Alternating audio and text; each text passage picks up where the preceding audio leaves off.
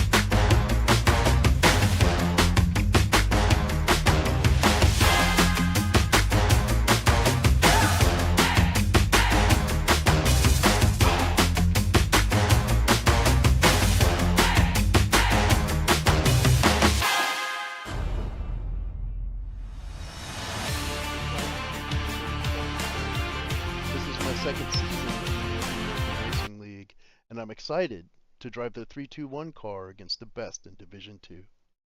Hi, I'm Brent Cook, driver of the number 67 Epic Fails Motorsports Ferrari, and I'm from Hampton, Virginia. Hey guys, my name is Luan Hot. I'm from Brazil, I'm 20 years old, and I'm racing for you Race BR-W2 Repro GP. Eric Leroy, driver of the number 44 Maxwell Sim Racing Team, Ferrari 296 GT3. I'm Thomas Rayleigh, Porsche Cup Season 2 Menace, Porsche Cup Season 3 Pro-Am Champion, and I'm an epic driver for Epic Fails Motorsports.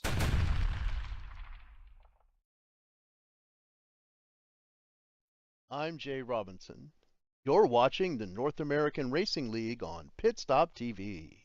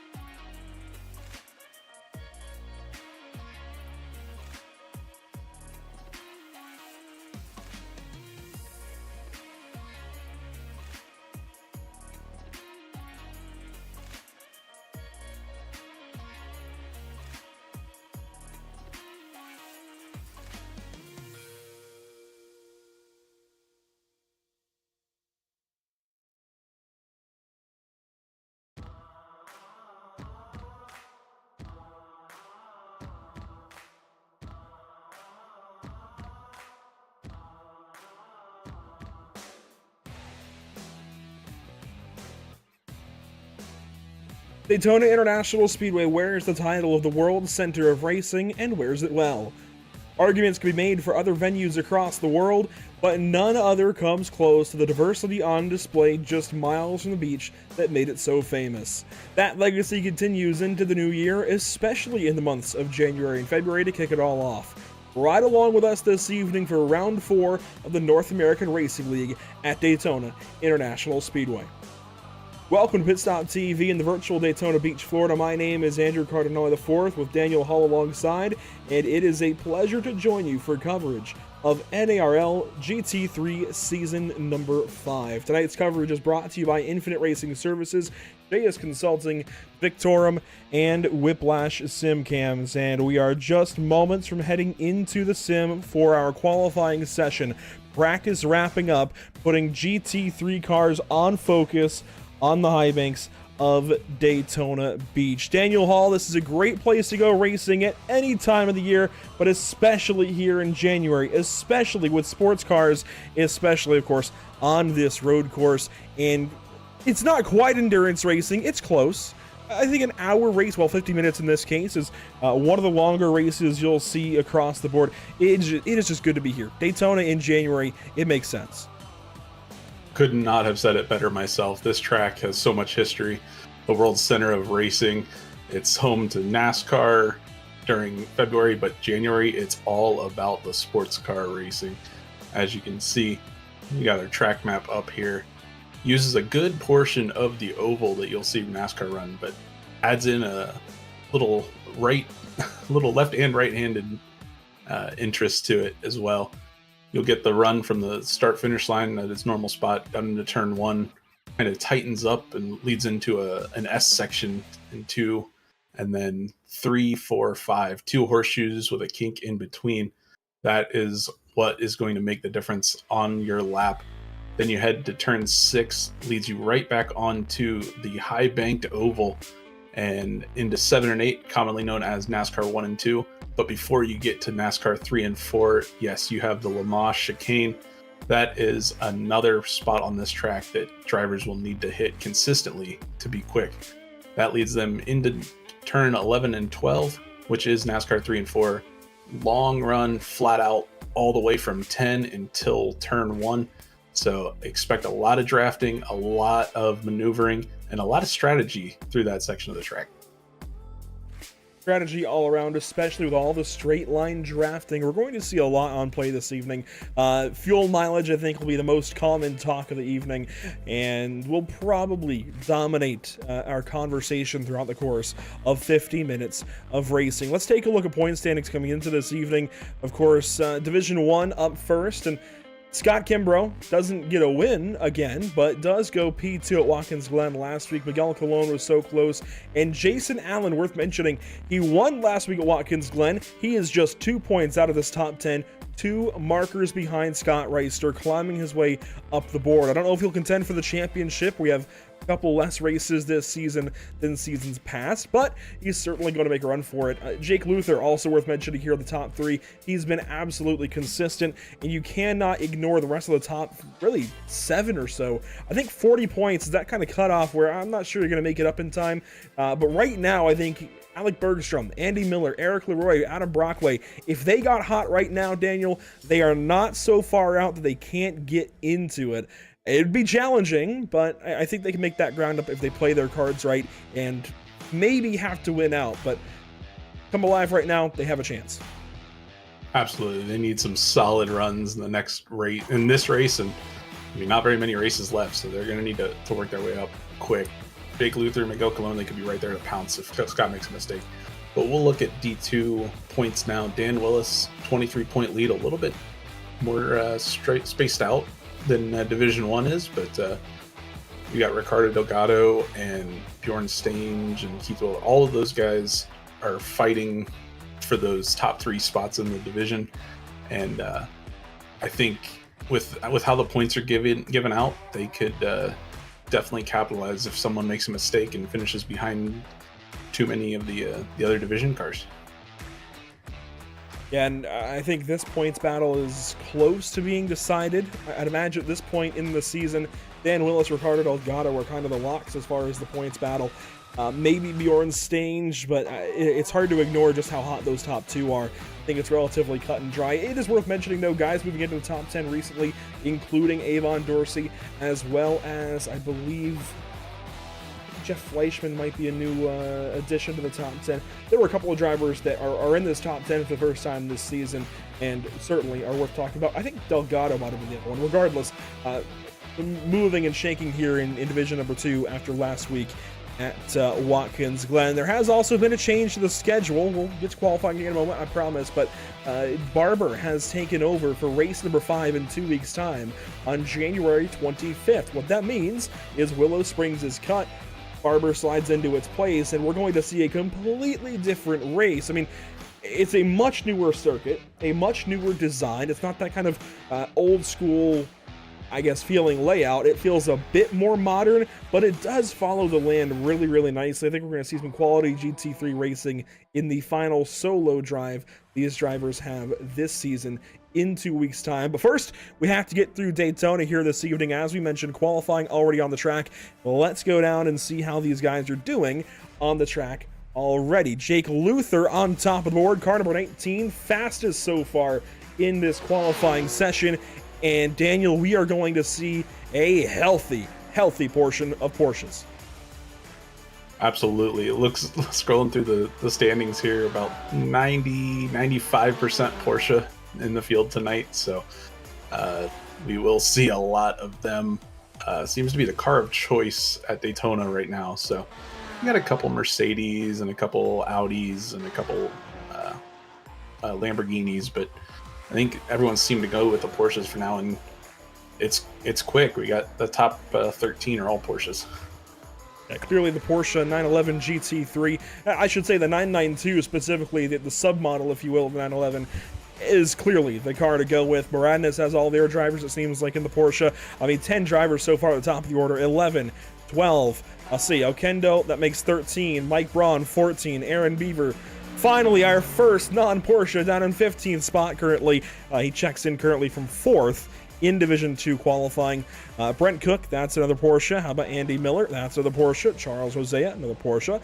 Scott Angelo, a Porsche. Joe Nagy, a Porsche. That's 19 of 20 so far. We keep going. Dominic Turcotte, that's 20 of 21. There's Will Coffey. Dan Willis, a Porsche. Dean Kerr, a Porsche.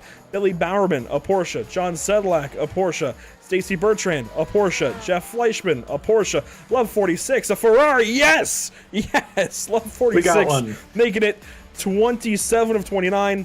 Otto Rosa, though, in a Porsche, 28 of 30.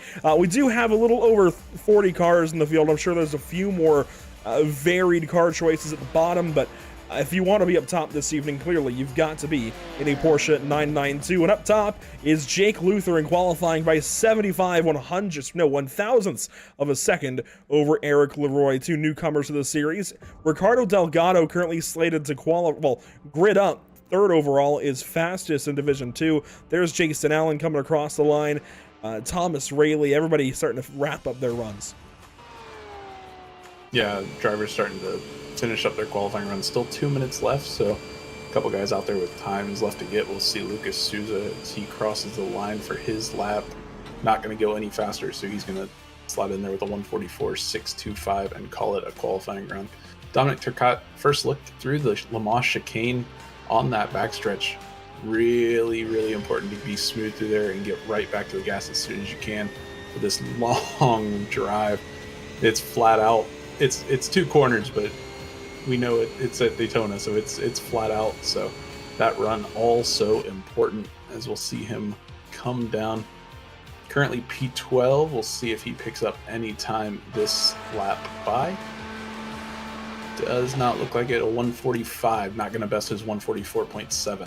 Here we go, though. Some difference up at the top. Miguel Colon opting to go with a BMW. He's 4th in Division 1, 5th overall currently, and he's got an extra lap to get around here. It's going to be... No, I don't think he's going to make it. It's going to be real close. He might be just a couple of seconds shy.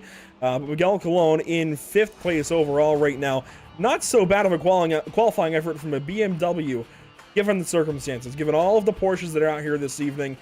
And I think that might be even more reason to watch this guy who has nearly won, I want to say, every race this season. He has been absolutely electric, carrying on from GT3 seasons past.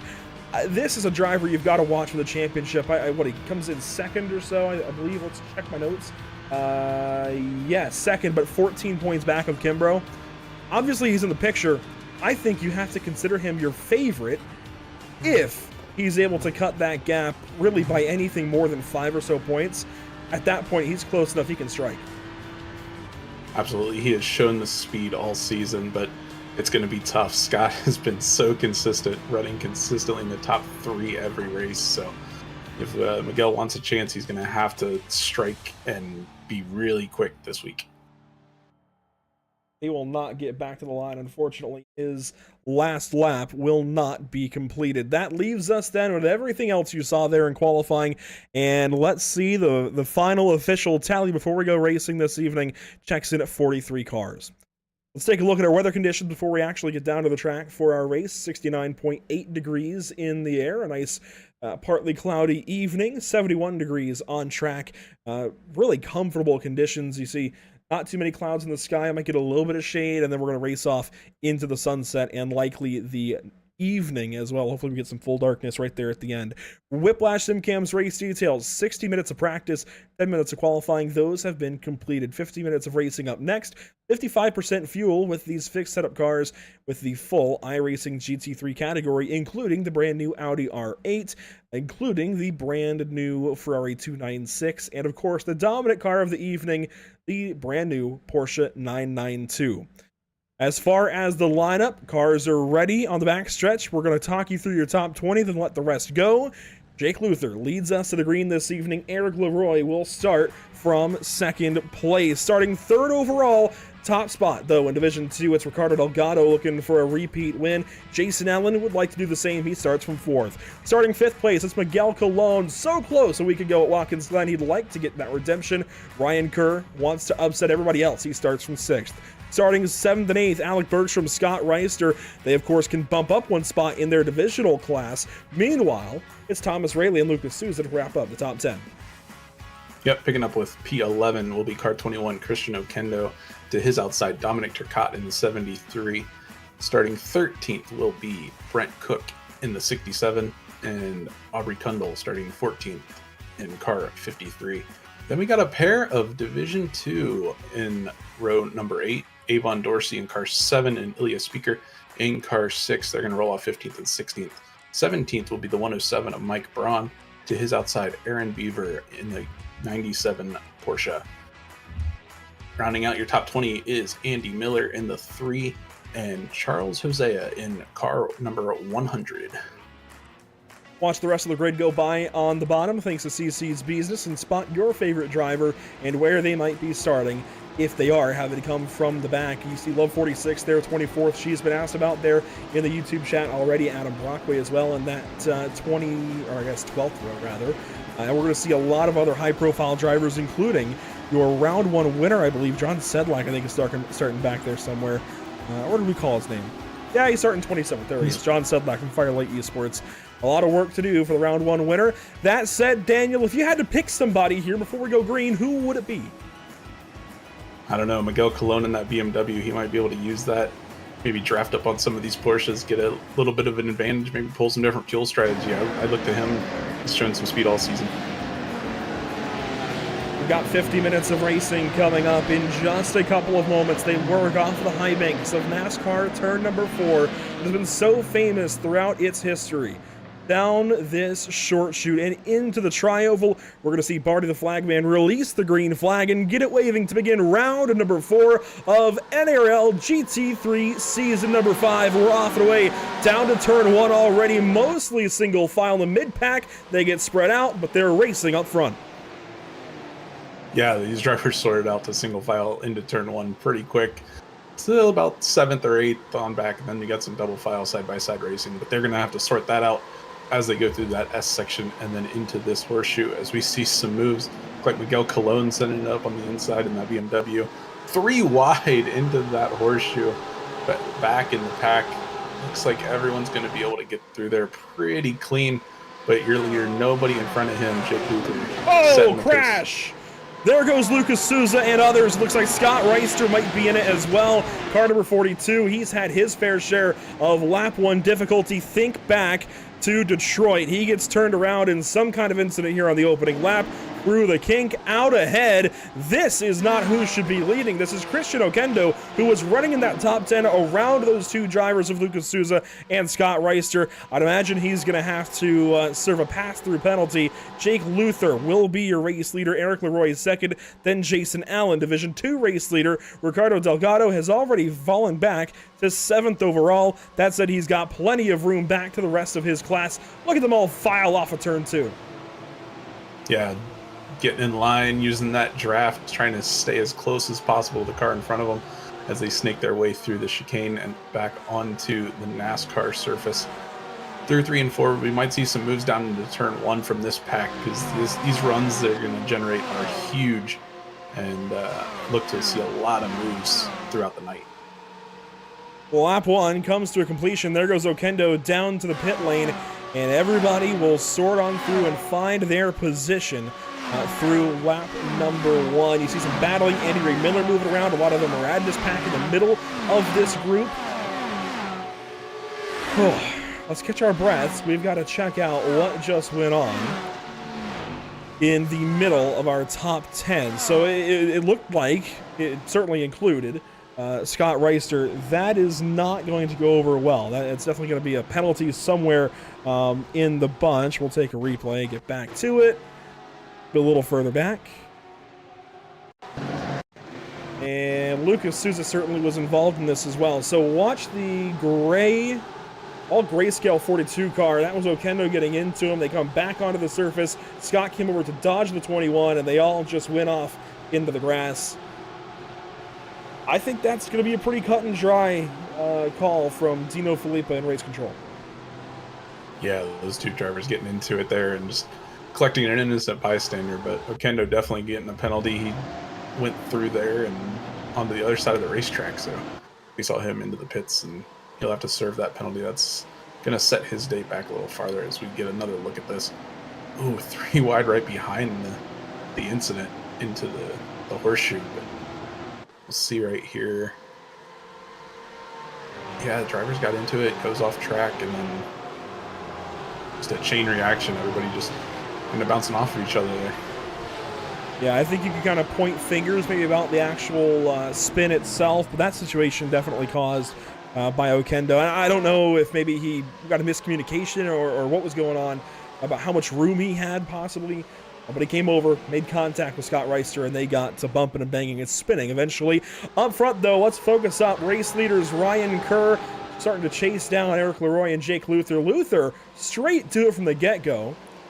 Pulled away from these guys through the infield on lap 1, and they've all started coming back with the draft. Ryan Kerr that time through the international horseshoe, a little bit squirrely, keeps back end underneath him.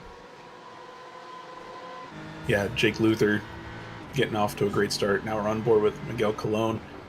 Running P5, first non-Porsche, and probably the only non-Porsche we're going to see competing for the overall win tonight. But he's hanging in there pretty well. He's keeping right there behind Jason Allen, who was last week's winner. And more on Jason Allen and a lot of Barandis. They were in action yesterday. In fact, well, just over 24 hours ago, and I'm glad to have been a part of that broadcast actually over on Sim TV and Rev TV Canada. In fact, one driver who's in trouble right now, Scott Angelo, was part of the winning team from Barandis, I believe, and did a whole lot of work behind the wheel in that number 68. Had some trouble here in turn 6, it looks like. But Barandis and SimCity Racing fielded multiple cars in an event last night to benefit Sick Kids Toronto. And they put together, collectively that event, put together nearly $30,000 last I checked. The goal was $25,000. They crushed it by an extra $4 to $5 grand. I mean, that's huge. Those are big, big numbers. That said, the point I bring this up, they were running GT4 cars here at Daytona. A little bit of a far cry away. I mean, GT4, GT3, they aren't really that comparable, but they are kind of a stepping stone, right? They definitely take different techniques. The bigger point is they were here at Daytona. They have been getting so many laps in in addition to just Daytona 24 preparation here on the sim, there's more than just that going on. These guys were charity racing last night. A bunch of the drivers in this field from Radness and SimCity Racing were at this racetrack virtually last night, putting these same kind of laps in.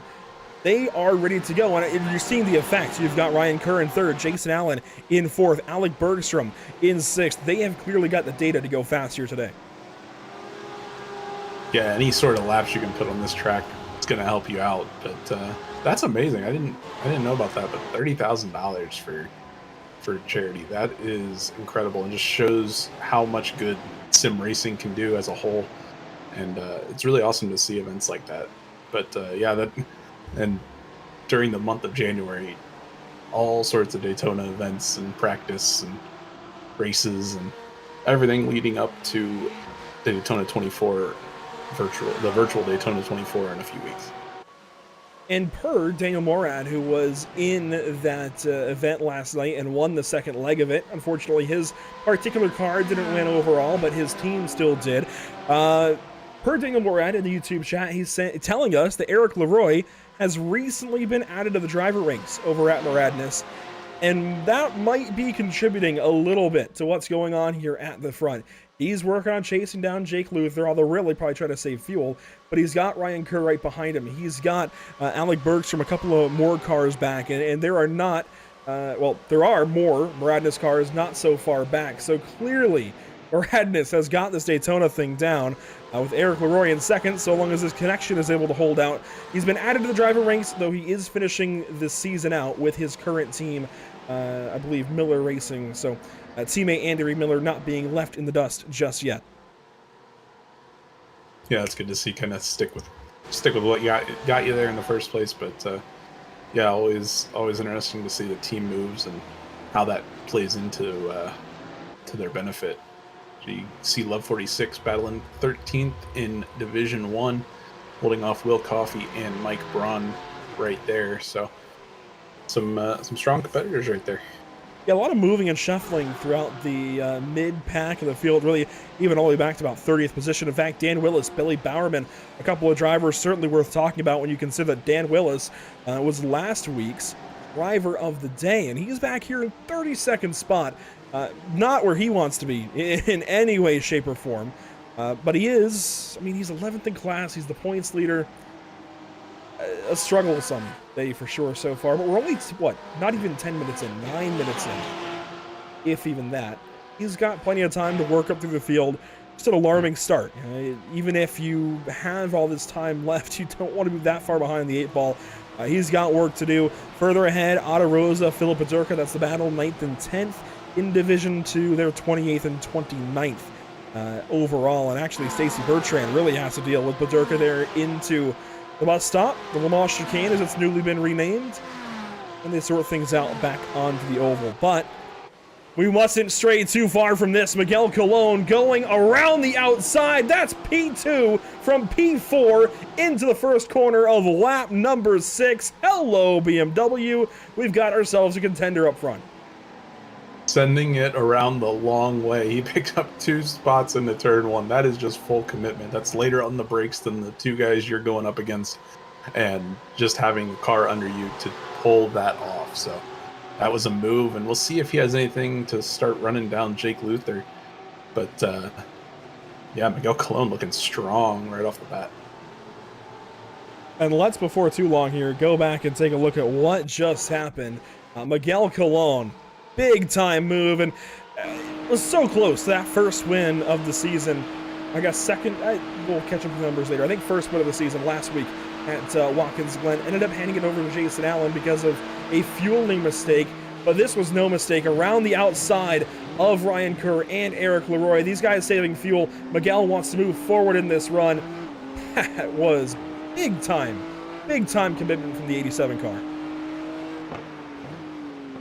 Yeah, he got the run out of NASCAR 3 and 4, used that to his advantage, and put a move on the outside. Looks like maybe Jake Luther checked up a little bit early. Maybe he's saving a little fuel too, but he was able to kind of offset himself to the right and get by Kerr and Leroy.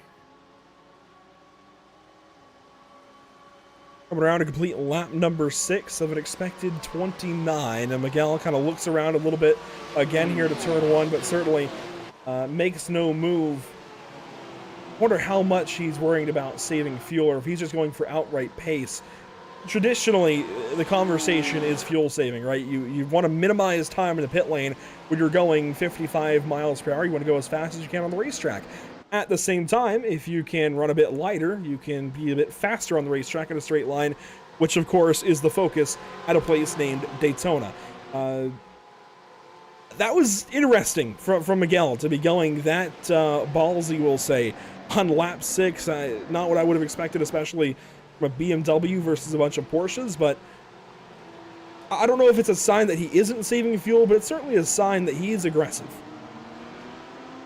Yeah, we saw him have fuel trouble last week, and maybe he's figured something out to maybe mitigate those issues, or maybe he just wants to get up as far as he can to kind of start learning what moves it's going to take to win this race, because the way these drivers are going, there hasn't been too much separation. We got the top 7 separated by 2.5 seconds, so nobody's really running away with this one. So I think it's going to take a move at the last lap. Like maybe a slowdown for Ilya Speaker. He drops back behind Aaron Beaver and Avon Dorsey. Beaver this evening behind the wheel of a Mercedes, one of the few in the field. Avon Dorsey over at Rockefeller Racing in his usual Porsche that we've known to, or I guess grown to expect from Avon. Avon Dorsey newly into the top 10 in points and wanting to pick up some more. This is going for second maybe on the 97 car, as this is the fight for second in Division 2. So there's some skin in the game here for all 3 of these drivers. Beaver taking a wide entry there to turn 1. That Mercedes looking real nice and steady. That's what I think a lot of drivers look for, particularly here at Daytona, because you've got those awkward heavy braking zones of turn 1 and the bus stop. You want a car that can handle that weight shift and handle the bumps down, especially into turn 1, without too much issue. It seems like maybe the Mercedes has that. Traditionally, the Porsche has been a little more sketchy, a little more squirrely, but with so many drivers going for it, there has to be something to it. Yeah, it's definitely balancing your speed over versus your comfortability in the car, and I'm guessing the Porsche just has so much speed over everything else that you're willing to put up with a little bit of that sketchiness, as you said, to have just the outright pace. But a couple drivers, the Mercedes is always a good choice when you want some straight line and some braking stability. So that wouldn't surprise me to see some Mercedes tonight. Aubrey Kundle, Dominic Turcotte, Brent Cook. That's your fight for 7th, 8th, and 9th on the racetrack. Kundle just ahead in that black and orange Porsche, then Turcotte in the middle, and Brent Cook in those very vibrant purple and green colors, Daniel. Turcotte might be in trouble here by turn 1. Yeah, Cook's looking like he's going to have a run coming out of the bus stop, and we'll see if he pulls out or if he just tucks in behind, maybe save some fuel. That's what these drivers can do. He's going to pull out, and he's going to see if he can make a move around on the outside into turn 1. They go side by side, and he just has to back out of it. They single file back up, and he's going to have to hope for another run to make that move. There were 2 moves right there from 3 cars each going across the start-finish line. One of those ended up being completed, Avon Dorsey and Aaron Beaver, that we were just talking about a lap ago. Avon moving ahead and now a bit wide out of the International Horseshoe, but he'll hang on to that spot. Further back, Jeff Fleischman, Bjorn Stange. Look at this bunch of cars headed through the S's and into the International Horseshoe themselves. So Bjorn Stange, the black Porsche here. Jeff Fleischman, the Maradness purple machine with the purple pinstripe, and then Stacy Bertrand just behind in a Division 1 car. Bjorn and Fleischman are running for 7th and 8th in class, and Jeff goes up the inside here at the West Horseshoe. Stacy Bertrand is 27th overall, so that kind of tells you where everybody's at in this race. Nice little fight here for 7th and 8th. Yeah, some Division 2 drivers going at it now, change for position and changing the point standings. Those are not only are you picking up a point for passing somebody, you're also hurting your opponent by moving them back a spot. So that's a big move there by by Fleischmann. Especially when you consider that Bjorn Stange is third in points in Division 2. He's only 30 points out of the lead for Dan Willis, and if Dan's behind you, Bjorn, gotta try and get these spots back. And I know there's a lot of racing still to go. We're lap 9 of 29, 20 laps left at Daytona. That's still plenty of time to make moves, but if I'm Bjorn here, gotta get going, gotta find something.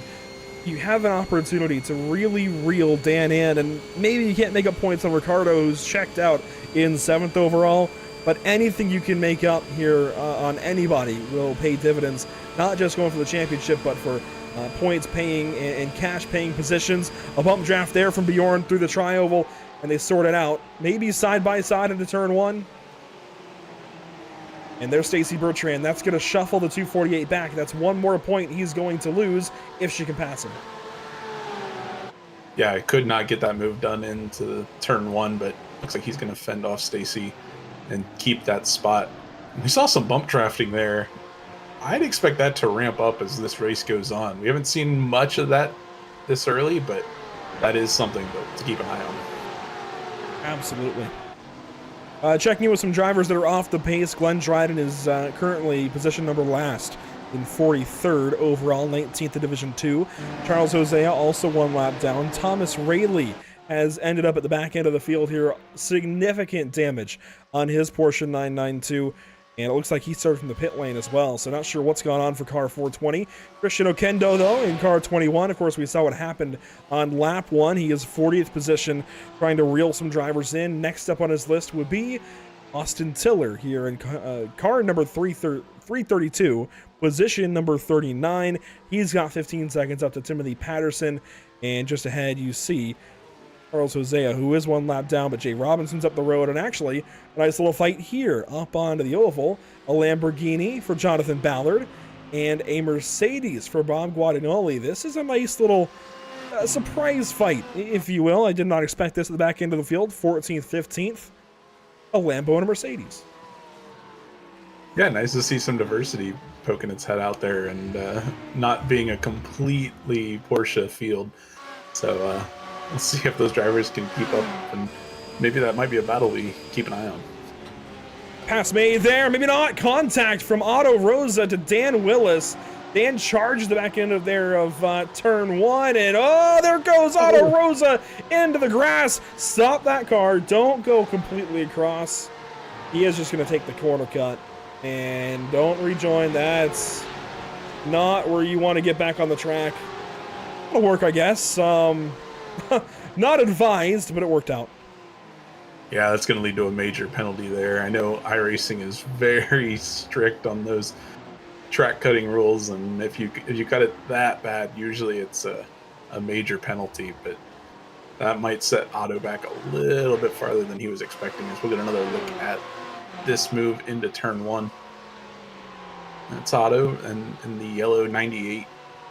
Kind of swerving, trying to break that draft of Dan Willis, but Dan's just going to have such a good run here into turn 1 that he's going to send it on the inside. Otto kind of leaves the door open there. Some contact. See, Otto pulls ahead, so I don't know what happened. He charged the corner. He did not expect Dan to be there alongside at a much later breaking point, whether that was planned or not. They came back, and I don't know if he was trying to swipe at Dan or not, but made contact with that bumper, kind of Charlie horsed the car off of the racetrack. I don't know what the agenda was, but he has ended up now in the grass. This is a unique line. He's got some but it looks like he's significant got front some end major damage. damage. Yeah. That tells me he made a mistake at the bus stop. Yeah, that's typically what happens, and he's just kind of keeping it off the track so he doesn't get involved with anybody else and collect them. But bad to worse for Otto Rosa there. He was trying to salvage something, but that contact and then subsequent appears to be wreck in the bus stop is going to set him back pretty far in this race. Back to the front 6 or 7 cars. Ricardo Delgado following 6 D1 drivers. Delgado, no worries in the world right now. He has got, let's see, 7 seconds? 6.5 seconds back to Avon Dorsey, who is second place in class right now. See a trip there of the wipers in the car that are preparing for rain whenever iRacing is able to fully implement it. But Ricardo, quite simply, has the Division 2 field covered.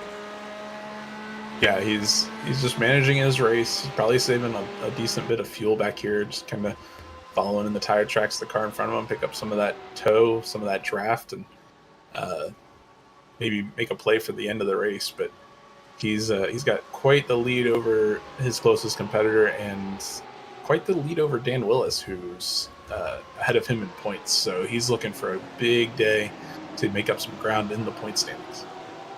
And aside from the winning position, these points positions are pretty much one per position. So if you consider the fact that Ricardo is, let's see, Dan is actually had some problems. He's slow, and he's actually leaving the pit lane, so he'll have to catch up on what just happened to Dan Willis. Maybe an early pit stop, but Dan leaving the pit lane from 40th spot. That is now 33 points. I mean, Dan would use this for a drop when final points are tallied, but as of the time being, this is a significantly awful day for Dan Willis. Let's see if we can find what happened to him. Yeah, we're gonna look at the replay here, see if there was some contact. Oh yeah, that front end of that car is missing. So not quite a scheduled early pit stop. We'll see the in here. This might be connected to Otto Rosa. It is. Oh wow. Ooh. Yeah, Otto just getting in there a little too hot. Yeah, recall Otto and Dan made that contact in turn 1. This is inexcusable. I will say it every time we see an incident like this. Inexcusable. This is poor racing etiquette. And thankfully now there are live race admins to take a little more care of this. Here's a reminder of what happened at turn 1. Dan's fully alongside. Otto turns in across and into the 127. It's a mistake. I mean, it's racing. That's a swipe now. Given the context later on at the bus stop, I'm willing to say that's a swipe. He waits on him, and we'll advance a little bit in this replay. He's going to wait on him. This is up onto the oval. Where is Otto? At this point, he's up ahead. I mean, this is not okay. Yeah, he laid over and was trying to line up a shot on Dan. So never want to see some intentional wrecking, and that's going to draw the ire of the stewards for sure. So he swerved over in front of, I think that might have been Avon Dorsey or somebody else there. Yeah, that's really unfortunate. Yeah, that's tempers are going to flare sometimes, and that's racing, but you never want to see it like that and see it affect the race. So we'll see if anything comes of that, but hopefully we'll get to see more clean racing going forward. I mean, this has been a great race, I think, for the rest of the field. Not sure what that is really all about, but hey, our leaders are just a couple of tenths apart, and we're right at the halfway portion of this race, Dan. And of course, we can't really get into our end of race material just yet because we haven't seen pit stops play out. And being that this is a drafting track, we're going to have to wait even longer for the meat and potatoes of our pit cycle. But we are starting to see a few stragglers head to the pit lane. This most recent lap, we had Dominic Turcotte come through, Andy Ray Miller in the 3 car, Scott Reister pitted. He's back out on the track in 33rd, and Love 46 recently. That might be a different situation. She was in the pit lane apparently for 2.28 seconds. Not sure what's gone on there, but Thomas Rayleigh has recently pitted. Let's see, Sean Patterson pitted this most recent lap. Dan Willis as well. Of course, he just came out after the crash. There you see his teammate, Jeff Fleischman, headed to the pit lane in car 10. Yeah, we're going to start to see a lot of cars hit the pits now as we tick over halfway, 25 down, 25 to go in this race. So pit lane, a busy place. A lot of Porsches into the pits now.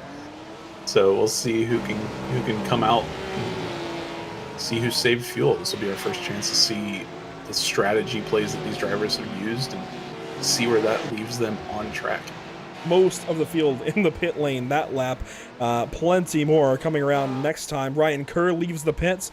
Jake Luther, our race leader, just pitted and leaves the pits. So that is no longer our race leader. Ryan Kerr jumps over the 19 car in the pit lane. Maybe the most significant move of the race so far. Ryan Kerr checks out by over a second already. Alec Bergstrom pulls right up to Jake Luther. Dominic Turcotte will cycle out right behind these guys. I'm not sure how he made that work, but props to the 73 car. He's in the conversation, and we have to expect Miguel Colon in this time.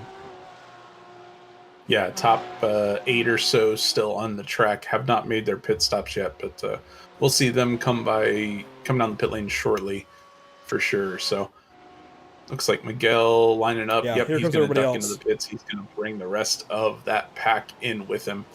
Can't go too long by yourself just because of the draft, and you're going to lose that, and it's going to set you back. So Miguel in the pits now. We'll see if he comes in and takes any tires, maybe. I don't know how much tire wear is a factor. Yep, he goes up on jack stands, so probably some more strategy play there. You see a few drivers take tires in front of him, the 44 of Eric Leroy, the 31 of Ricardo Delgado. I think more and more drivers are embracing the fact that you can get 2 tires done here. Jason Allen keeps all 4 hot tires in the car, but you can get 2 tires. You can't get 4 without spending an extra amount of time as Delgado and Leroy hold for a bit extra fuel. But you can get 2 on in the time that it takes to fill up with fuel for these races, about a half fill. Clearly they're embracing it as, Allen gets real close to the wall there. They have to maintain pit speed until these cones right here in front of us, then they can get back on it. There's that green cone right there they had to meet, and Miguel Colon will cycle into the race lead. Jason Allen now racing with Ryan Kerr. Ryan Kerr going to have the spot. That was everybody blending back together on the racetrack. First, second, third, fourth, fifth, sixth, they're all here accounted for. They made it through the cycle, but in a new order. Yeah, that's the pit strategy we were talking about. Miguel Colon able to jump up there. He was second in line coming in, and Jake Luther going down to P4.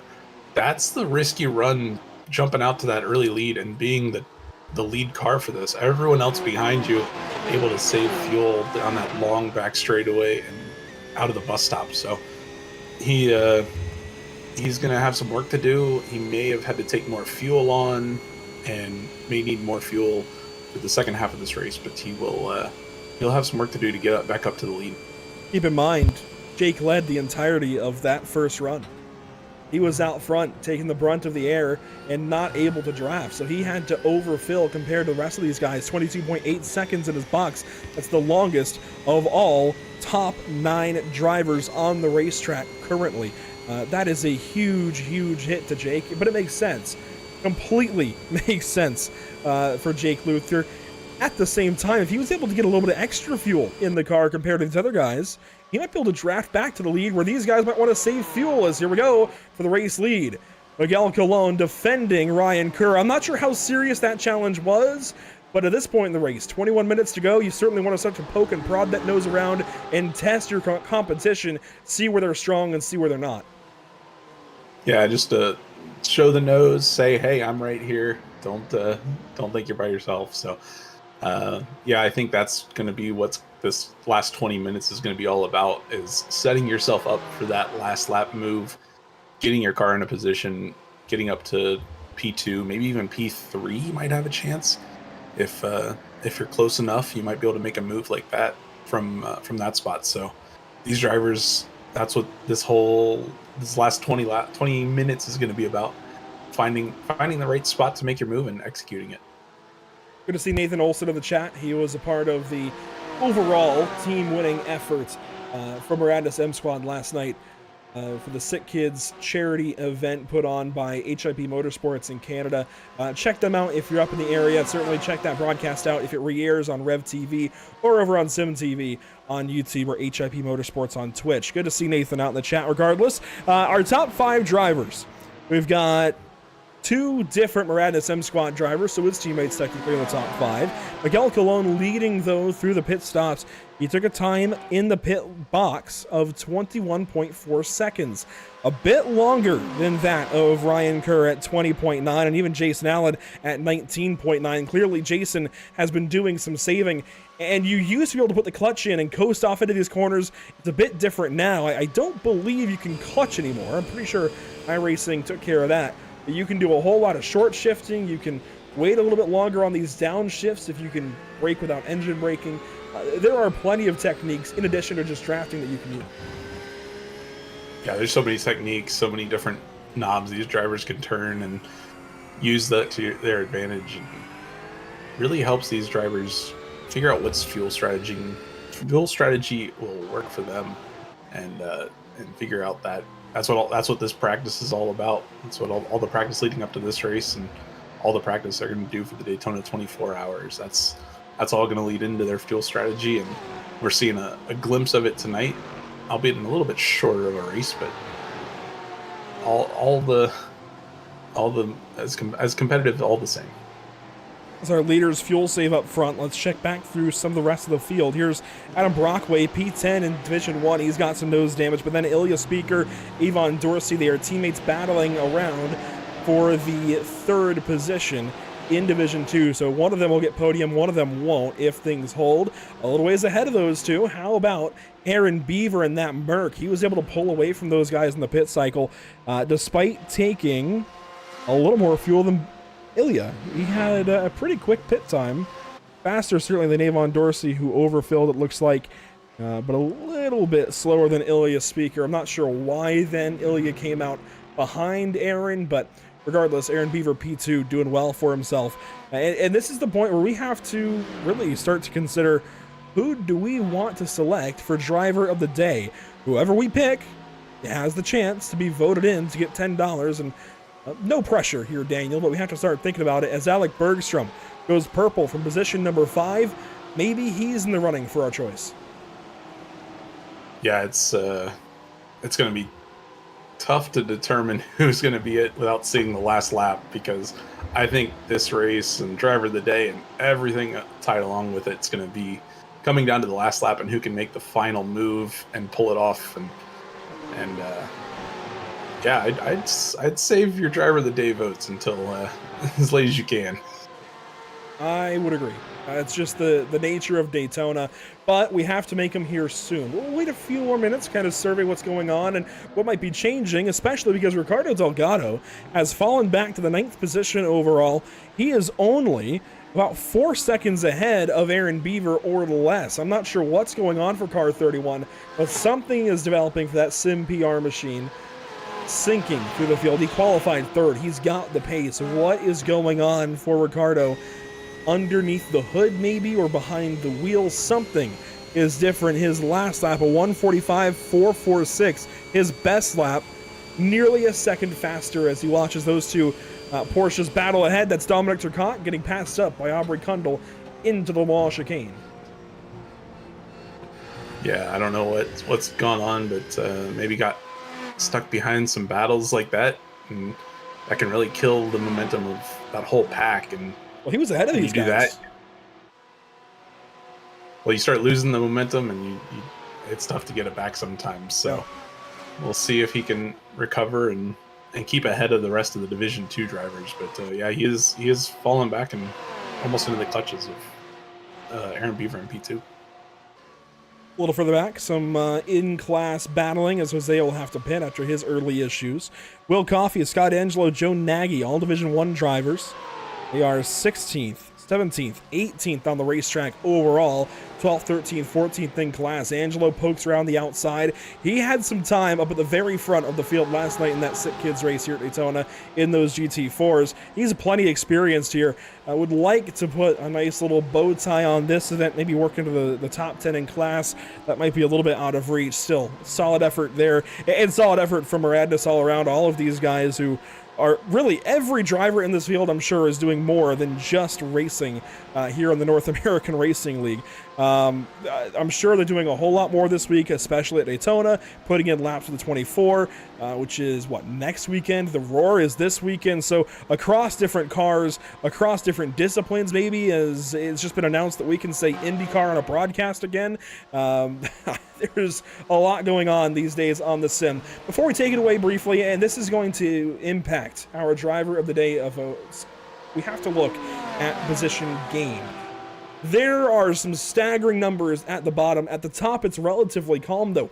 4 spots gained for Miguel Colon, 4 spots gained for Ryan Kerr, 1 for Jason Allen, 3 lost for Jake Luther, and they go on from there. 6 lost for Ricardo Delgado, 7 gained for Aaron Beaver.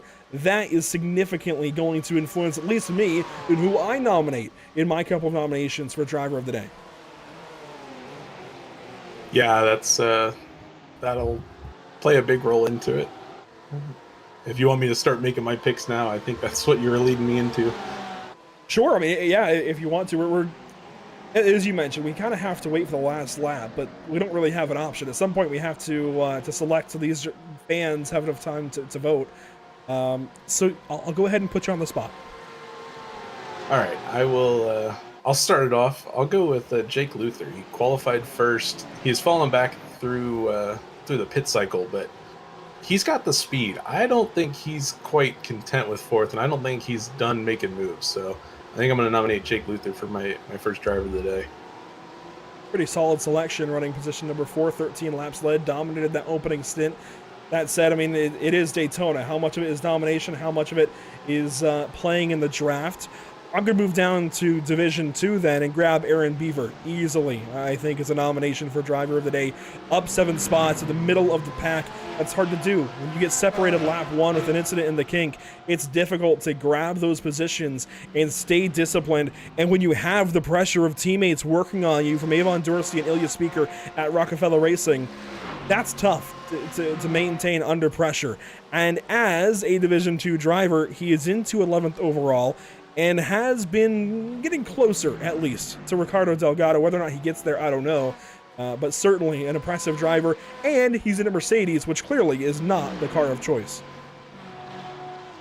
Yeah, that's a good pick. He's making that Mercedes work. So, but I think I'm going to go with the guy he's trying to chase down. I'm going to nominate Ricardo for my Division 2 driver of the day, just because he's still running top 10. He might not have been able to hold up that P3 starting spot, but Division 2, he's still running in the top 10, still leading that class. So I think I'm going to pick him and go with him for my second driver of the day.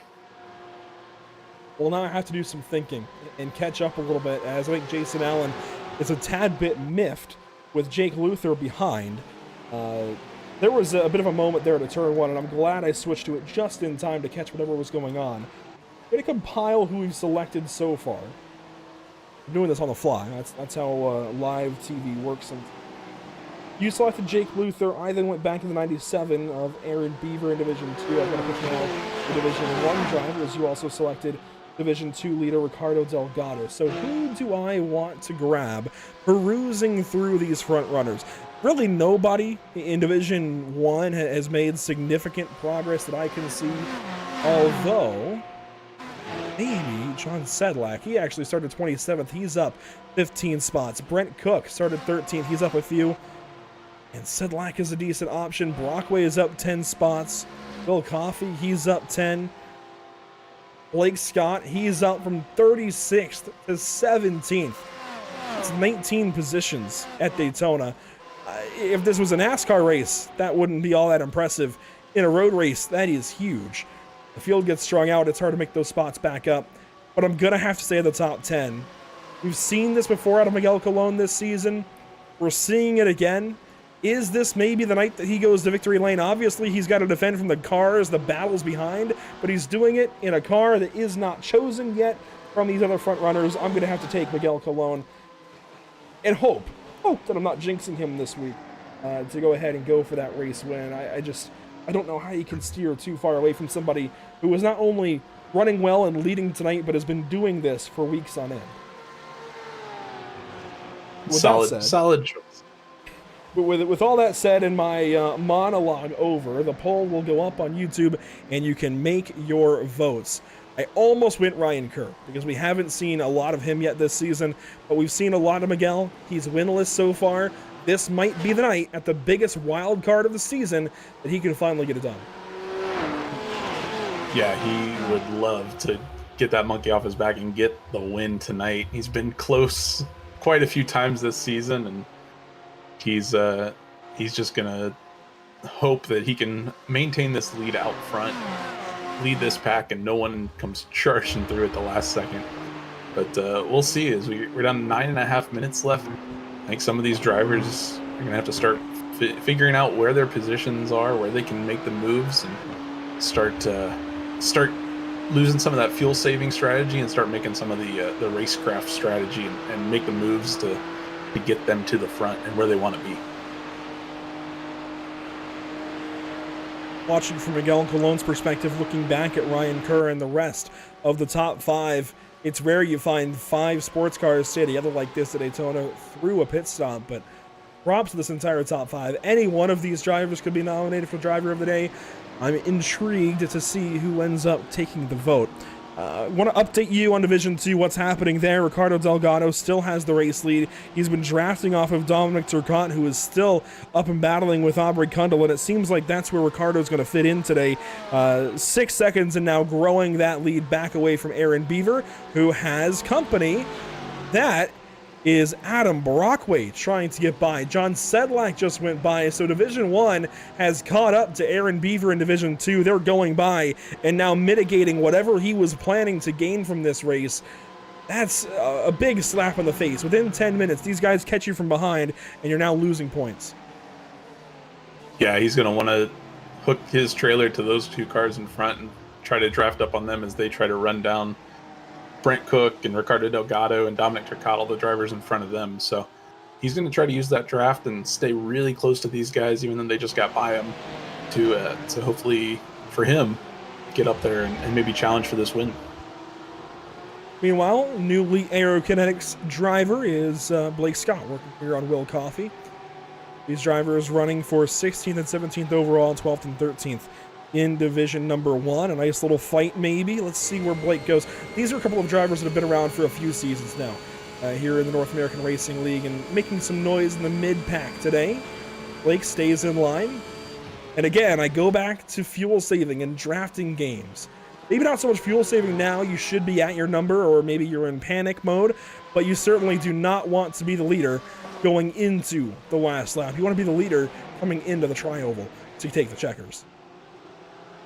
Yeah, that's what's going to be the difference maker there. These drivers still keep going back to it. They got to feel each other out. They got to figure out where to make their moves. You see Ryan Kerr take a defensive line on Jason Allen. Jason putting the pressure on. He's going to try to get up to that number 2 spot. Maybe he's going to set himself up to have the best run at Miguel coming into that last lap. Votes are still open. I know a lot can still change in these last couple of laps, but you do have 2 of your top 5 able to be voted for if you want to go Division 1 or maybe Division 2 drivers. Ricardo Delgado, really your top 2 there. Ricardo or Aaron Beaver are your options so far. But our battle starts to take shape, I think, as to who's going to have something here for the last lap. Bergstrom's starting to fall back. Jake Luther might be a little too far back. Jason Allen starting to get more and more aggressive. What have you been seeing from car 71? Yeah, he's been tucked up there, trying to just kind of running third, probably saving some fuel, definitely scoping out the competition, scoping out Ryan Kerr, where he's strong, where he's got maybe some weakness, and he's going to have to use all of that knowledge in this last 5:45 left in this race. So he's going to have to use all of that to try to make a move and see if he can't make a play for the win. Into the trial will these drivers go, and by our speed shot here at the start-finish line, we got ourselves a fight off into turn 1 maybe. Ryan Kerr got close, poked the nose around it again. I don't think that was too serious of a challenge, but we're going to see that more and more. That was 4 laps to go per ATVO's expectation. It might have been 3. I think that's going to stay as 4 laps. Time is ticking. These guys want to find weaknesses. They want to figure out where they can make their move. Most notably, I think you have to consider the bus stop, either into or out of. But you have to find something. You have to learn. Maybe you can't do it into the bus stop. Maybe you have to do it in turn 1. Yeah, turn 1, maybe even turn 6. Get inside there, get in front of the guy you're passing to have that run along the backstretch. But I think the into the bus stop might be an option, but that's going to open yourself up quite a bit to the cars behind you. If you go side by side through there, cars in 3rd, 4th, they're going to suck up right to you, and they're going to have the run. So you got to be really smart. Can't make the move too early. Can't make it too late, or else you're not going to get back to the line in time. So it's a chess match at 150 miles an hour, 160 miles an hour, however fast these guys are going. So they got to take all that into account and make their move and hope it sticks. Thanks for tuning in this evening. We're getting down to these final couple of laps, 3 to go when we check back by the start-finish line. Thank you to Daniel Hall for being here this evening. And if you're new to Pit Stop TV, please do follow along. We've got a whole lot of fun each and every week, most days throughout the year, I feel like. And certainly some more fun here this evening. We're getting closer to maybe some fighting. Ryan Kerr nearly into Miguel Colon, that time into turn 1. It's really shaping up now. I mean, he was there, and at this point, Jason Allen doesn't want to keep laying back. The 19 of Jake Luther, he's going to start to do the same, I think. He's going to be there and up the back end. So if Ryan Kerr wants to keep waiting, he's got to find new and more creative ways to do it. Otherwise, he's going to have Allen passing him when he's trying to figure out how to pass the 87 here in a couple more laps. And that's the risk you run. You see the run that Jason Allen gets. He's going to try maybe not as aggressive as an outside move, but he is definitely putting the pressure on Ryan Kerr there for P2, and that's the risk. If you're not super aggressive and trying to get to the lead, you might open the door for some of the drivers behind you. So Ryan's got to be very careful about how he manages this battle. And these drivers are slowly working up to some lap traffic that could influence these last couple of laps if they get there in time. This might help that BMW out front maintaining this lead. Into the bus stop, 2 laps to go when we get back around. Man, I wouldn't know what to do in Ryan Kerr's position, but I'm starting to get a little bit anxious for him. Yeah, I don't know where I want to be either. This is heating up, and this is definitely going to come down to the last lap between these 3, maybe 4 or 5 drivers. Jake Luther, Alec Bergstrom, definitely not out of it yet. They're still right within striking distance, just outside your frame. But yeah, 2 laps to go. We'll see if anybody makes a move early or if they wait for that last lap. Ryan Kerr to the outside. That opens the door for Jason Allen on the inside. That is P2. They bump. They bang off the racing course. And Ryan Kerr gets swallowed up by Jake Luther. Here he comes to the outside now of Jason Allen. Up the inside again. Ryan Kerr right back to the door mirror of Jake Luther's side by side now for 3rd they go. And they let the 71 drive away. I knew, man, the 71 kept poking around every time Ryan gave Miguel Colon room at a turn 1. It was going to happen sooner or later. Jason took his move, and now they race for 3rd behind him. Yeah, that was the risk Ryan was running. He picked that high line into turn 1 that opened the door for Jason Allen to just walk right through. And now Jason's got his eyes set on Miguel Colon, but as we watch this battle, these 2 drivers right on top of each other, that's going to allow Alec Bergstrom to get right up into that. But now Jason Allen got about a lap and a half to run down Miguel Colon. He's going to have the benefit of the draft here, but he's going to have to get a lot closer before he can make a move for the win. He's got to use every bit of what he's got in that Porsche 992 through the bus stop. He was getting it there on that 3rd apex through the bus stop, but he's just not quite close enough to use the full extent of that draft. Now, it says he's tracking to Kerr. I guarantee you, I promise you, the red Delta is tracking to Miguel Colon now that he's in 2nd.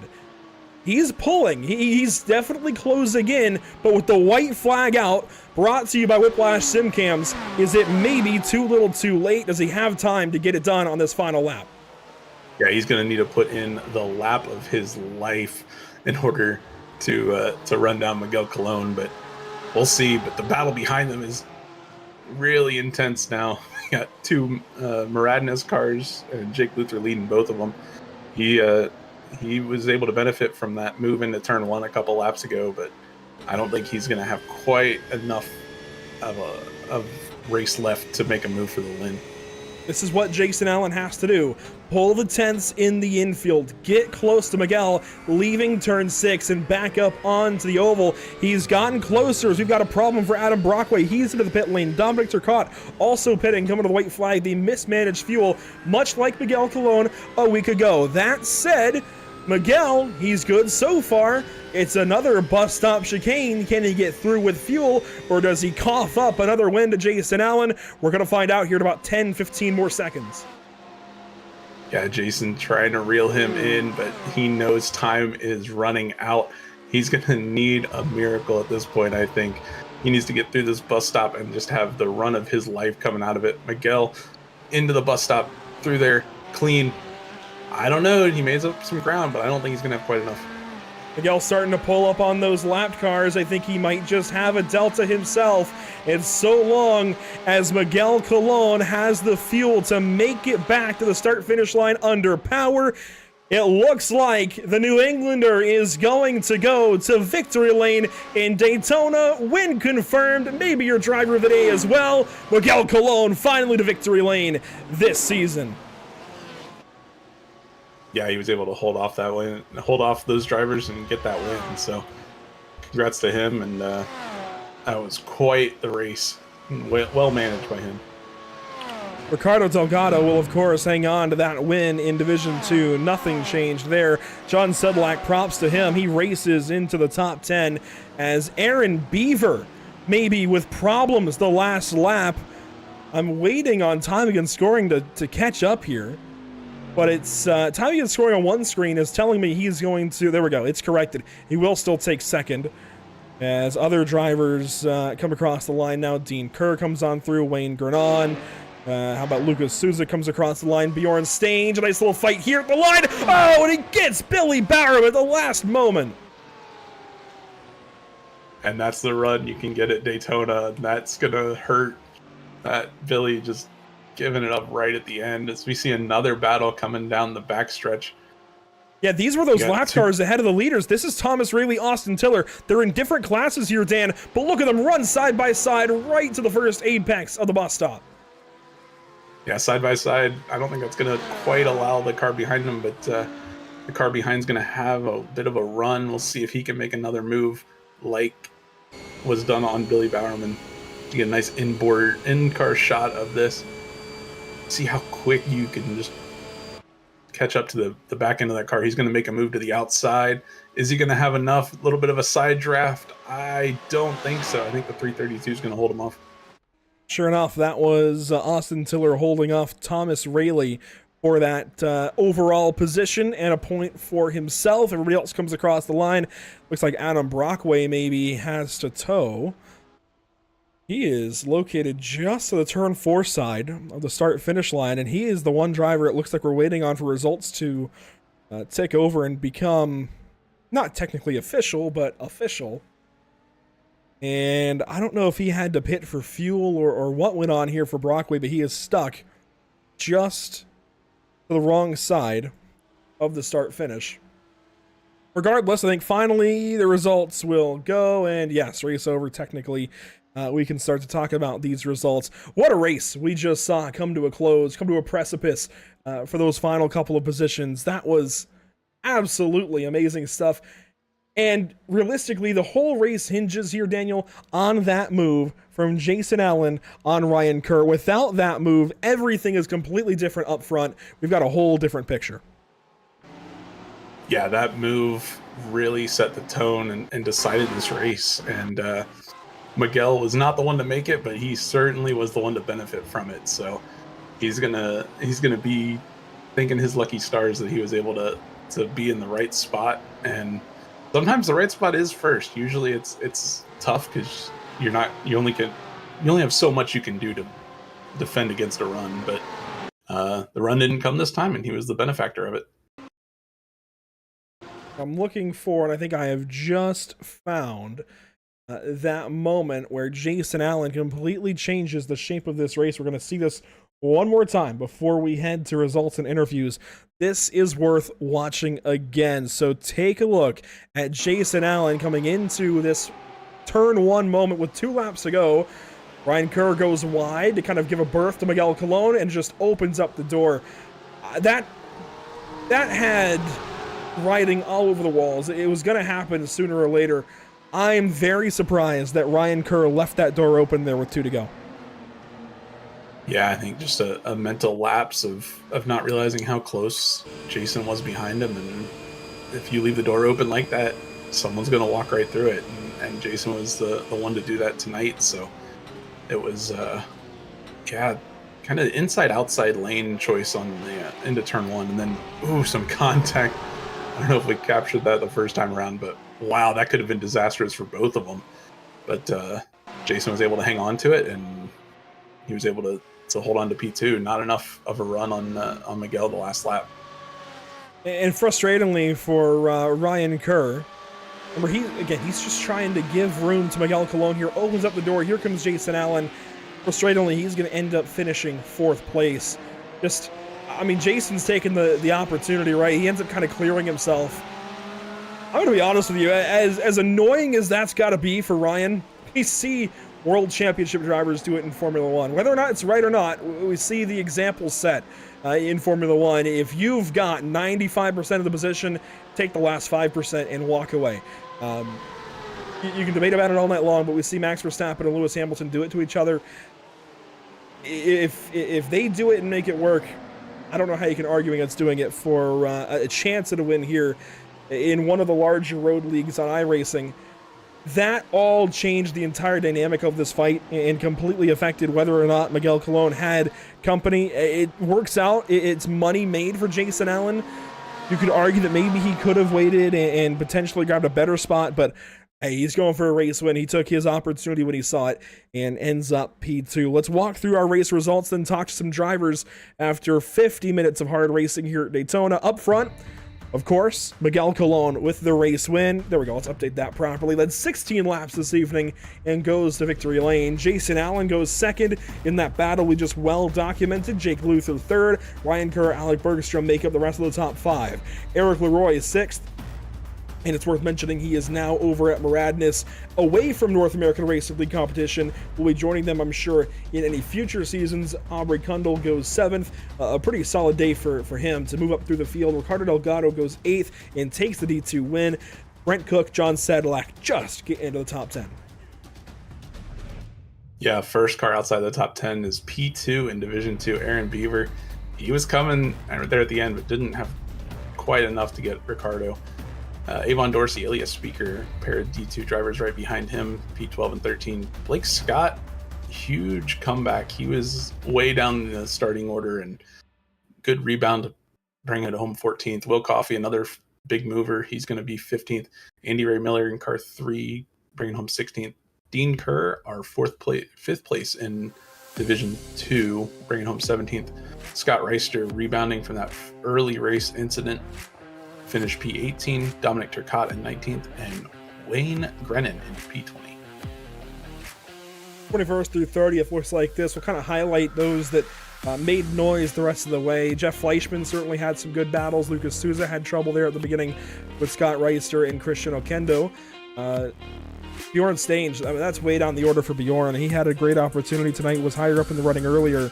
Ends up 8th in class. That's 24th. He's going to lose 16 spots to Ricardo Delgado, who I think will probably take the points lead in Division 2, as Dan Willis will finish 36th, so big noise there in Division 2. Ricardo's pulling away. I don't know what's going to happen there with points, but Bjorn, unfortunately, is not able to take advantage of other misfortunes. You see Love 46 there in 27th, Jonathan Ballard 28th, John Patterson 29th, Christian Okendo with that aforementioned trouble on lap 1 finishes 30th. Yep, continue to highlight the field. These drivers, starting to see some drivers that had some incidents. Adam Brockway got into a major wreck on last lap that we didn't get to quite see, but he's going to finish 32nd. Dan Willis with that incident running with Ada Rosa, he's going to finish 36th. That's really going to hurt his points.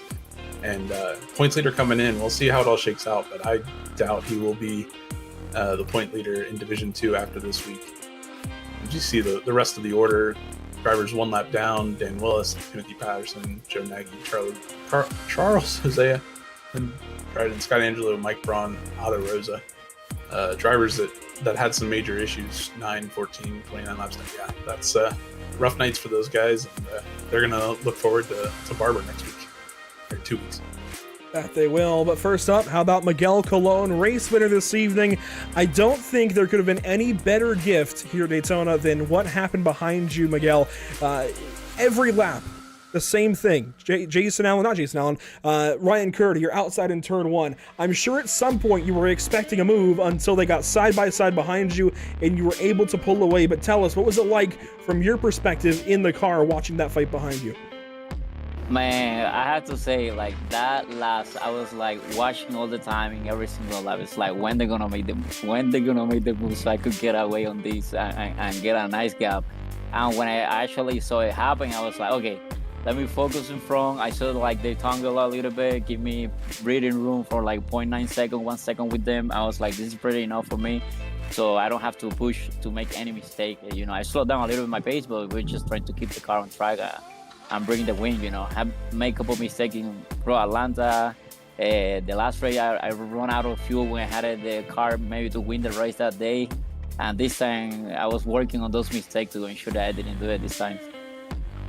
And you get redemption from Watkins Glen a week ago where you ran out of fuel on the last lap, where you ended up giving Jason Allen one heck of an opportunity into the bus stop. You take it back here at another track with a bus stop, and you have enough fuel. You have enough time in those last few laps to hang on.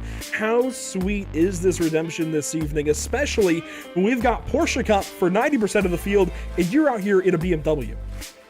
Well, I could say big relief from taking that win, getting that monkey out of my shoulder after, you know, bad lucks in a couple races. But that was something interesting. My pace between the BMW and the Porsche, I was maybe a little bit more faster in the Porsche, but not much. But I felt like in this track, the power of the BMW in the straight, it was the advantage on the draft. So early at the race, I made a nice couple moves just to try to position myself close to the leader and just follow him and then fuel saving. And then I knew like I could push forward hard in the draft with the power of the BMW. And I think that's what helped me to get the win today. Well, congratulations, Miguel. It's good to finally talk to you after what happened a week ago at Watkins Glen. A whole new wave of momentum for you. Ride this. Go into Barber. Go into Road America. Take this and contend for a championship. Best of luck to you. Thank you guys. Appreciate all you guys do, Score Research, the whole community on American Racing League for putting this together. You know, our team, Sim Racing guy from Puerto Rico, you know, our sponsor, Consejo Bachi Shop. So thank you guys. Absolutely. Thank you to Miguel Colon for his time after a hard-fought victory here at Daytona, which means we have to go down to the guy who was talking to me last week. This week, he's talking to you, Daniel. P2 for Jason Allen. Maybe a bit of frustration, but hey, he took an opportunity and got the best spot he could. Yeah, we got Jason Allen. And Jason, that last few laps, walk us through what you saw. We saw you had to make a move, but unfortunately you weren't able to make a move on Miguel for the win. Kind of walk us through what you thought there. Yeah, Dan, right? That's tough. It was like 5-6 laps to go. You're kind of watching the guy behind you, see when he's going to go. I was trying to get to second with 3 or 2 to go. And had to defend one time, so I had to get to second coming on that last lap, and then leaving turn 1, we kind of got hooked together a little bit. That let Miguel squirt away, so I couldn't catch him right there. But great race from Miguel. You know, we switched it up from last week. Ryan and Jake up there. It was a lot of fun. Guys did really good up there. Yeah, and fuel saving and strategy was a big decider in this race. We saw Jake Luther was leading, and then he fell to 4th in the pits. What was your strategy coming into this race, and how were you able to execute it? Just obviously keep the car clean. You know, keep our beautiful paint job clean, and just kind of run around in the top 5. Just as long as you're in touch with leaders, you're fine. I think I had really good pace. I just a lap too short there. It was a lot of fun with those guys. Yeah. Looking forward to Barber next week? here in 2 weeks? Yeah, well, that should be a good race. Should be a lot of fun. We'll get my SimCity Racing teammates, give me a little practice around there. We got a great crew over there, and we got great partners that allow us to do this. Everybody from Monster, Jordan, Advanced, everybody on down line, Maconi Setup, Sops, and Abruzzi Gloves. They really take care of us, so we're pretty happy. Sounds good. Well, good luck in a couple weeks, and we'll see if we can make it 3 for 3 weeks in a row on getting interviewed. Awesome. Appreciate you and Andrew, Daniel. Really appreciate the help. Thanks, guys. That was Jason Allen finishing P2 in Division 1 and overall. And in the replay, you actually see that move that got him that second position. On down to division number 2. Let's grab our race winner by division, Ricardo Delgado, who takes yet another victory in class. And it comes a few positions shorter of where you started, Ricardo. What happened? What limited you to 8th place overall? I knew that qualifying lap was a dream lap. Like literally that's my all-time best. So I knew I couldn't keep up that on the race pace with the guys. And once they started catching me up, I was like, well, I don't want to waste time fighting them. I'm just gonna, they're faster than me, then let them go and use their draft. That's what I did all race long. And honestly, Ricardo, if the interview starts with why were you only 8th as a Division 2 driver, you're doing something right. So that dream lap it really sets you up for yet another big-time win. Seconds ahead of the competition. This has to set you up nicely for Barber and even Road America. What is your outlook of these last couple of rounds, especially with that endurance round to close the season off? Usually I'm looking ahead for Road America. The next one that we have, I have never raced on that track, so I'm gladly we have a week off so I can practice it, and looking forward to it. Ricardo, good to talk to you once again. Congratulations, another class win. All right, thank you guys. See you in a few weeks. Ricardo Delgado, position number 8 overall, but position number 1 in class, and that means next up, Daniel, is our driver of the day, Aaron Beaver. Yeah, Aaron, congratulations on P2, and sounds like you just got driver of the day. So yeah, can you tell us a little bit about what you were able to do today that led to that success?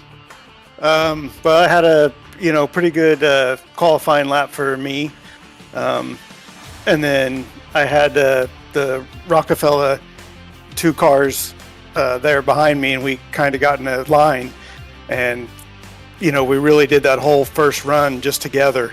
Didn't fight each other, just stayed in line and just drafted where we could to stay there and stuff. And then after the pit stop, I got a good lap out of the pit stop, so I pulled away from them, and then I just kept doing my laps after that, because I didn't have really any draft after that point, but it worked out. Yeah, that's pretty cool. And one thing I gotta ask you about, it seems like Porsche was the go-to car of choice, but we have 2 interviews here that were a BMW and a Mercedes. So why the Mercedes tonight? I don't drive the Porsche very much, and also I'm not a BOP guy. I'll drive what I like and kind of what I want, so to speak. I like being different, so normally I will drive the least driven car, which wasn't hard to do in this field, but it's just the way I've always been. I just really don't pay attention to the BOP, and the Merc was the most comfortable for me, so I went with it. Yeah, that's awesome, and congrats again, and hopefully we'll get to talk to you again. We got a couple races left in the season, so got a couple more chances to show your unique car choice and get back up on the podium. Yep, I hope so. That was a good night for sure. Congrats, Aaron. That was Aaron Beaver, P2 in Division 2. I think that rounds out our interviews, Andrew. That it does. All 4 of our top 2 finishing drivers between their 2 classes, and a big day for Aaron Beaver behind the wheel. He's grabbing a bit of extra cash as well, and certainly We'll take that thanks to our partners with the North American Racing League, Infinite Racing Services, Victorum, and Screw Compressor Service Incorporated. We say it every week, but we really do mean that we would not be here at the racetrack every Thursday, virtually anyway, with the North American Racing League and these 40 to 50 drivers, if not for groups like Infinite Racing Services. Go to Infinite Racing, I believe, s.com, check that, and check out what they're all about. And I mean, clearly they have got something going. They have contended for race wins in the past here in the North American Racing League, tons of speed, and are a glad, proud partner here of the North American Racing League. And yes, it is InfiniteRacingS.com where you can find out more about them. Victorum is our scoring partner here in the North American Racing League, and Screw Compressor Service Incorporated does a bunch for us as well. That is one way to get things done here at Daytona International Speedway. How do you break this one down, Daniel? Great racing through and through, one of the best we've had all season. Yeah, and a race that came down to luck, but the luck was only there if you were prepared. And what's the old saying? Luck is when preparation meets opportunity, and we saw that from our top drivers. The opportunity was there, and they seized it and went on to good finishes. So that was their luck, and sometimes you got to make your own, and they were able to do that tonight. Absolutely. To kind of piggyback off of that, I've never heard that saying, but I love that saying. It's the product of preparation and opportunity. I've always said, sure, you might get lucky, but you have to put yourself in the right position to get lucky and to use it. Not anybody gets lucky in these races. You have to be at the right spot at the right time, and clearly some drivers were, some drivers were not. Next up, we head out to Barber Motorsports Park down in Alabama, a rare place to go road racing, but it's a world-class facility with a lot of great scenery and some really cool tarmac for these drivers to do some racing in race 5, the final solo points race of the season. Then we head out to the endurance race of Road America. We'll have more information about that round at Barber, but that's going to wrap things up for the season. Those couple of rounds, we are already that close. We have a week break here for the iRacing.com 24 for drivers to just focus up on their official racing obligations, and then it's out to a world-class facility, Barber, where I think everybody's going to have a little bit of practice. It's going to be a fun one. Absolutely. Late changes to the schedule, but I think it's a good one. I think Barber's going to put on a great show, and that'll definitely lead into our endurance race. So looking forward to that one. And what's upcoming here at Pit Stop TV, it's always fluid and it's always moving. Next up, we head out to Richmond Raceway at 4:45 Eastern on Saturday evening, January 13th, for the first annual Carroll Kenneth Carden Memorial Race, brought to you by KC Motorsports. Cameron Carden and company putting in a bunch of effort to get this event ready. Late model stocks at Richmond. It's going to be a whole bunch of fun. Richmond always excites. It's the action track for a reason.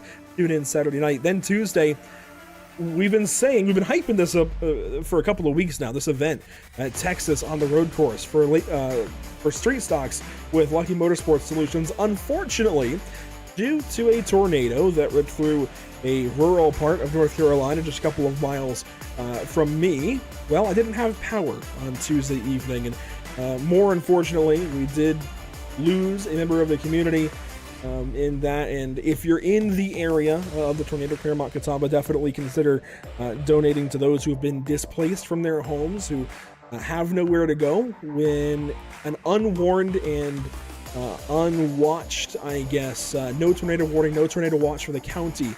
Tornado ripped through EF1 right in the border of EF2. It was a scary situation. I think a reminder to everybody to be weather aware and watch out for what's coming at you from the skies, because it can change in a hurry.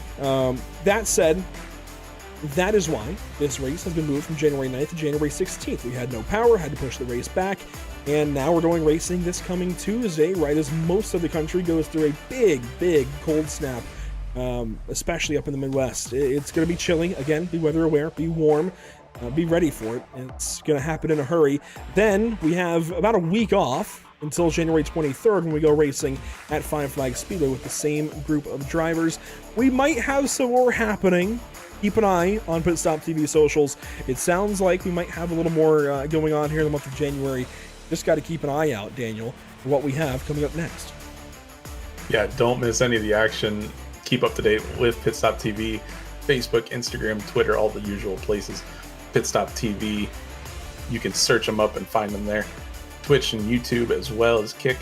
So don't miss any of the action. Follow along all those social media links right there on your screen. So always able to find out what's going on and find racing that you're going to enjoy.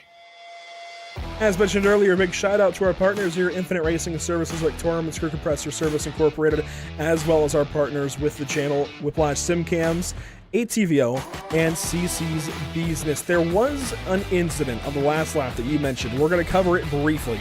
Adam Barackway kind of held up our checkered flag for a moment, and for those of you who are still watching, I'm sure there's some teammates still here that are maybe wondering what happened to Adam Brockway.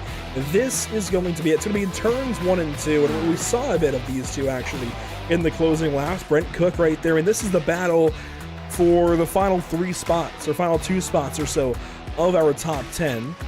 Well, John Sedlak just ahead. It looks like we'll make some contact with Brockway in turn 1 or on the exit thereof. And this is the moment working through the tri-oval into turn 1. Yeah, Brockway's a long way back. Looks like those two drivers got checked up, and Brockway comes through and just squeezes them there. And we saw the leaders get away with it, kind of running wide, and sometimes that's what happens. So that's the risk you run when you make a move like that. Yeah, and I mean, it's hard to say exactly who does wrong. I don't think anybody did wrong here. The racing, I think, onto the white flag lap. And Sedlak, he's trying to get this spot. Brent Cook bleeds out, kind of Pruitt fades over into John. Brockway kind of tracks out as John's getting back on the racetrack. They've apologized in Discord and kind of made right from it betwixt themselves, and that's a good thing, of course. They're kind of sorting that out, but unfortunate that happened to those drivers on the last lap of racing, especially here at Daytona International Speedway. A great day of racing, though, nonetheless. Next up, we head out to Richmond. Be with us for that one. Otherwise, thank you so much for being here. It has been a pleasure, as always, for myself and Daniel Hall on the call this evening. Thank you so much for watching. Be sure to tune in and support those on the bottom of your screen now. Well, it's going to cycle through one more time. Regardless, in audio, ATVO, Whiplash Simcams, OBS, and iRacing.com, making sure we get to and from the virtual racetrack. It's been a pleasure here at the Virtual Daytona. We'll see you next time.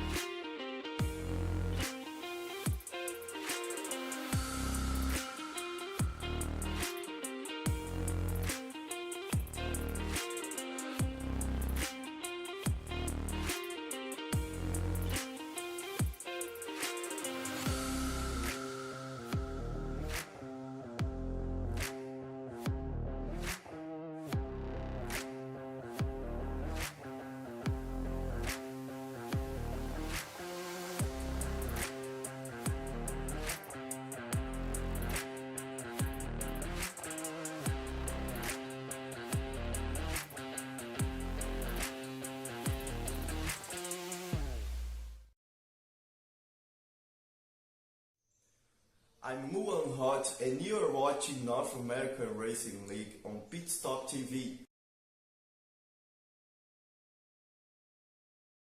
My name is Jay Robinson, and I live in Frederick, Maryland. This is my second season in the North American Racing League, and I'm excited to drive the 321 car against the best in Division 2. Hi, I'm Brent Cook, driver of the number 67 Epic Fails Motorsports Ferrari, and I'm from Hampton, Virginia. Hey guys, my name is Mulan Hot. I'm from Brazil, I'm 20 years old, and I'm racing for you Race BR W2 Repro GP. Eric Leroy, driver of the number 44 Maxwell Sim Racing Team Ferrari 296 GT3. I'm Thomas Rayleigh, Porsche Cup Season 2 Menace, Porsche Cup Season 3 Pro-Am Champion, and I'm an epic driver for Epic Fails Motorsports.